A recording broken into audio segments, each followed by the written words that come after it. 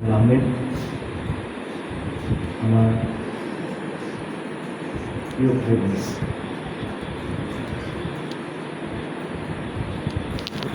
আসলে আমি গত কয়েকটা দিন ধরে মানসিক সাথে শারীরিক কিছু বিপর্যয়ের মধ্যে যাচ্ছে। আসলে ব্যাপারটা এরকম যে চাচ্ছিলাম যে এই সময়টা যদি এক পলকে চলে যেত। ঢাকায় গিয়েছিলাম লাস্ট দিন, আমার মনে হচ্ছিল যে কাঁথাগুলি দিয়ে শুয়েছিলাম, যেমন খুব খারাপ লাগে। আমি জানি না আপনাদের উপায় কিনা। মানুষের মায়ের পেটে বাচ্চারা কেমনভাবে থাকে আমরা সবাই কুচকে, তো আমার মাঝে মাঝে যখন খুব বেশি কষ্ট লাগে, অনেক কিছু বলতে পারি না, হয় না, মানুষের অনেক কিছু আছে, তখন দেখবেন আপনি একদম শরীরটা কুচকে। তো আমি কাঁথা বলি দিয়ে আমার খুব খারাপ লাগছিল যে এই সময় যদি চলে যেত চট করে। তো আসলে কি বলবো, আসলে বলতে গেলে তো অনেক কিছু বলতে হয়, কিন্তু সেটা না বলাই হয়।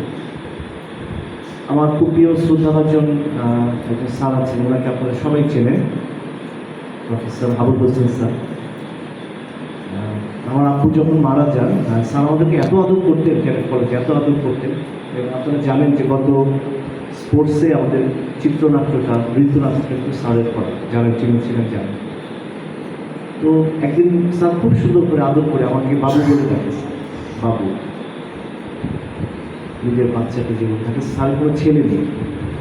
তো আমি স্যারকে বাবা খুব ইচ্ছা করে ডাকতে পারি না, লজ্জা সংকোচে। একদিন স্যারকে আমি বললাম, স্যার আমি না আপনাকে স্যার অনেক ভালোবাসি, বলে ফেলেছিলাম একটু আবেগ ঘন হয়ে। তো স্যার আমাকে বলেছিলেন যে রাসেল, ভালোবাসার কথাটা পুরোপুরি বলতে হয়। স্যার উনি নিজেও খুব ইমোশনাল হয়ে গেলেন।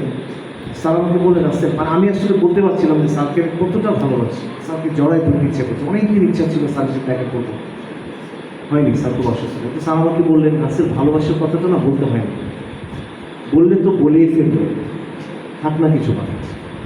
তো আজকে আমি আসলে আপনাদের প্রত্যেকের সাথে মাঝে মাঝে দুষ্টামি করে একটা কথা বলি, ছোট ছোট আশা খুঁজে ফেলে ভাষা, ছোট ছোট কথা।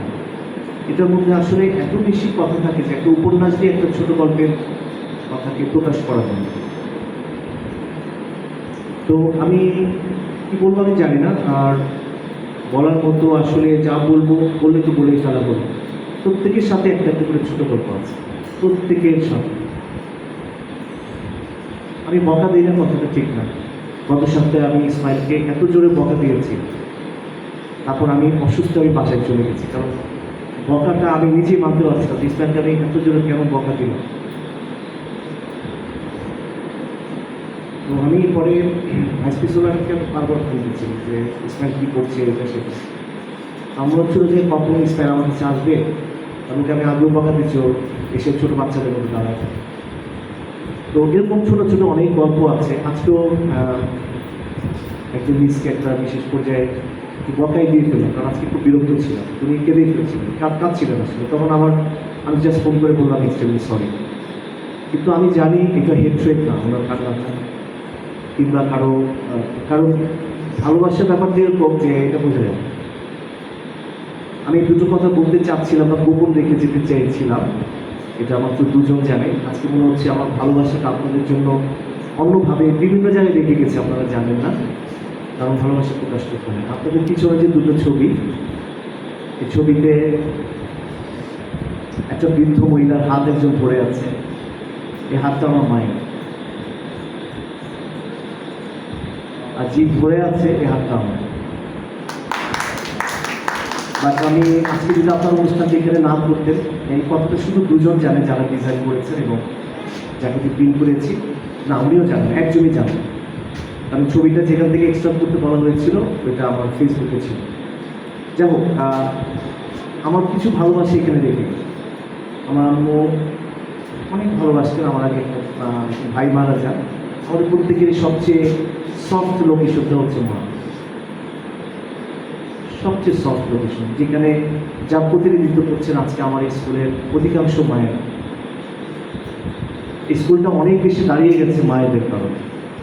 আমি বাবাদেরকে ছোটো করছি না, খাটো করছি না, কিন্তু আমি আমার নতুন অধ্যাপককে বলছিলাম যে স্কুলটা অন্যরকম, ভালোবাসা, আদর, স্নেহ, মায়া, মমতা দিয়ে জন্ম, কেমন যেন। আর আরেকটা জিনিস রেখে যাচ্ছি, এর পাশেই যে কয়েকটা পংক্তি লেখা, মায়ের চেয়েও যিনি কাছের তিনি আমাদের রব।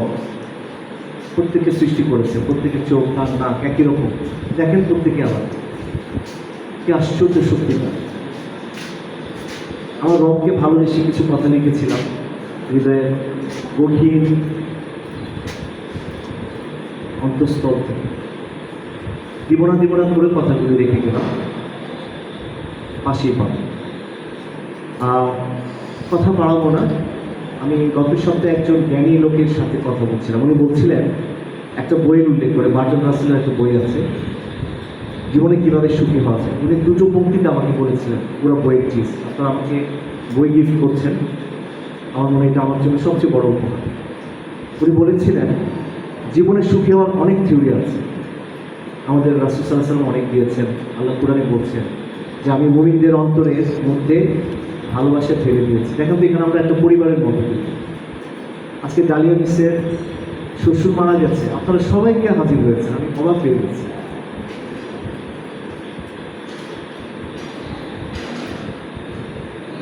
আপনাদের যে আন্তরিকতা, ভালোবাসা, পারস্পরিক, এটা আমি আমার প্রায় 30 বছর চাকরি হয়ে গেল, অনেক দেখেছি, অনেক জায়গায় ঘুরেছি। এটা অসাধারণ। আমি একটু বাড়িয়ে বলছি, আপনারা জানো না আমি যেটা বলি বাড়িয়ে একটু কমই বলি, মাঝে মাঝে কাউকে খুশি করার জন্য একটু বেশি বলি, এটা বলা যায়। কিন্তু আপনাদের মধ্যে যে হৃদ্যতা, ভালোবাসাটা, এটা খুব কম। এই কারণেই তো আমাদের অভিভাবক মণ্ডলীর যে প্রতিনিধি, ওনার 3টা সন্তান এখানে পড়ে, উনি কালকে বলছিলেন অ্যাঙ্করেজে 3টা ছেলেকে নিয়ে গেল ভালো জায়গায় পড়ুক, 3টা সন্তান। তারা ইচ্ছা করে পরীক্ষায় ফেল করল, কেন? কিছুই লিখে নেয়, স্কুল ছেড়ে তারা যেতে চায়। কর্নেল সাদিক আজকে শহীদ আনোয়ারের প্রিন্সিপাল। আপনারা শুনে খুশি হবেন, আমরা এখানে যা করেছি উনি 100% কপি করে ওখানে করতে চাচ্ছেন। আমার কাছে চেয়েছে, পাঠিয়েছে।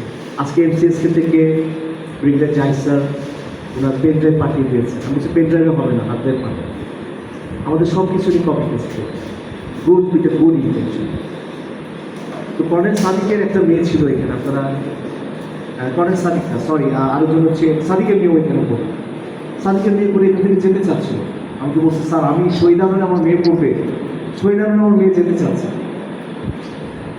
ভিডিও কল আরেকজন ধরুন এখানে কর্নেল আসাদ ছিল, ডিজিএফআই কর্নেল জিএস, তার মেয়েটার নাম কি জানি আমরা। ইরানা মানসিকভাবে অসুস্থ হয়ে গেলে স্কুল ছেড়ে যাবে। আমাকে কর্নেল আসাদ বলল, স্যার আমি আর কতদিন আমার এই বাচ্চার জন্য আমাকে এখানে ফ্যামিলি রাখতে। ভালোবাসা এমন একটা জিনিস, বার্টন রাসেলের যে বইটার কথা বলছিলাম, উনি 2 লাইনে শেষ করেছেন। যদি উনি নাস্তিক ছিলেন, তবে ওনার কিছু কিছু জীবনবোধ আমরা যেটা ইউনিভার্সাল নিতে পারি। উনি বলেছিলেন, জীবনে যদি সুখী হতে চান আপনার একটি জিনিস প্রয়োজন, সেটি হচ্ছে অপরের ভালোবাসা। আর যদি অপরের ভালোবাসা পেতে চান তাহলে একটি জিনিস দরকার, অপরকে ভালোবাসতে হবে। আল্লাহ মানুষকে সৃষ্টি করেছেন, তখন জিনও ছিল, মালাইকা ফেরেশতাও ছিল। আল্লাহ মানুষকে সৃষ্টি করেছেন ভালোবাসা। এই ভালোবাসাটা থেকে আপনারা সরে আসবেন, যেটা কখনো নষ্ট হয় না, অমর। মানুষ আসে, মানুষ চলে যায়, রেখে যায় কিছু স্মৃতি, রেখে যায় কিছু অনুভব, কিছু ছোঁয়া, কিছু স্পর্শ, কিছু অনুভূতি, কিছু না বলার কথা, কিছু বলার কথা, কিছু গল্প কথা, কিছু গল্প কথা। গল্পকথার নামটা এসেছিল এই ছোট ছোট গল্পের দলগুলো একত্রিত করে। শেষ করবো একটা ছোট উদাহরণ দিয়ে। একটি জায়গায় কিছু মুক্ত দানা পড়েছিল, জল করছিল।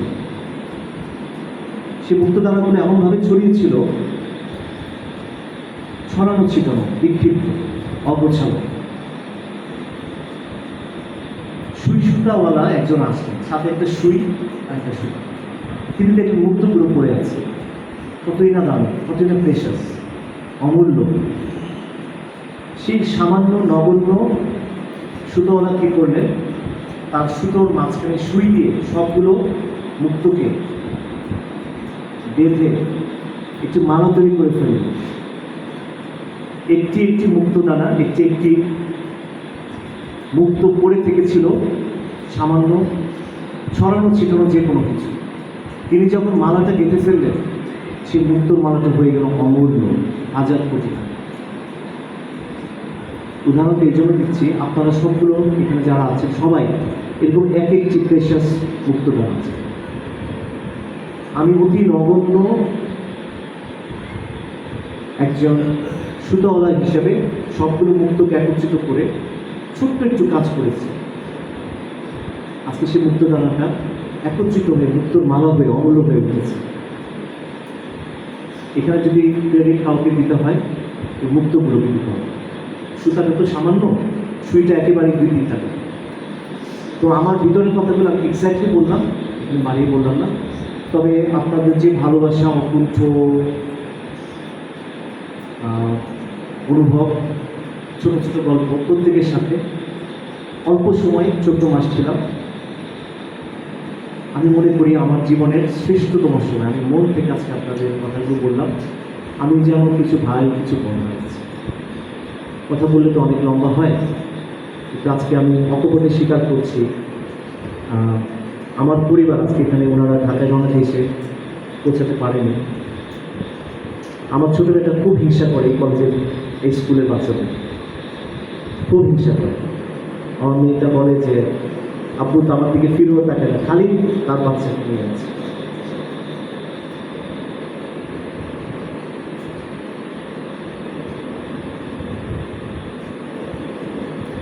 তারা ভালো থাকুন, আল্লাহ ভালো রাখুন, ছোটো ছোটো বাচ্চারা ভালো থাকুন। আর ওরা অনেকগুলো চিঠি লিখেছে। আমি যাওয়ার সময় আমার ব্যাগ ভর্তি করে আমি রিটার্মেন্টে চলে যাচ্ছি আলহামদুলিল্লাহ। তো আমার সারা জীবনের অর্জন কি? আমার সারা জীবনের অর্জন খুব কচি কচি লেখা কিছু চিঠি। আমাকে একজন একটা চিঠি দিয়ে বলেছে, স্যার আপনি চিঠিটা এখন খুলবেন না। আমি ওভাবে লিখে দিয়েছি, বলছে স্যার আপনি যেদিন যাবেন যেতে যেতে পড়বেন। আমি নাম বলছি না। আমার ছোটো একটা লেদার ব্যাগ আছে, ওই ব্যাগের চেনের ভিতর আমাদের অনেকগুলো চিঠি জমানো আছে। তো আমার জীবনের সবচেয়ে শ্রেষ্ঠ সম্পদ আমাকে দিয়েছেন, আমি নিয়ে যাচ্ছি।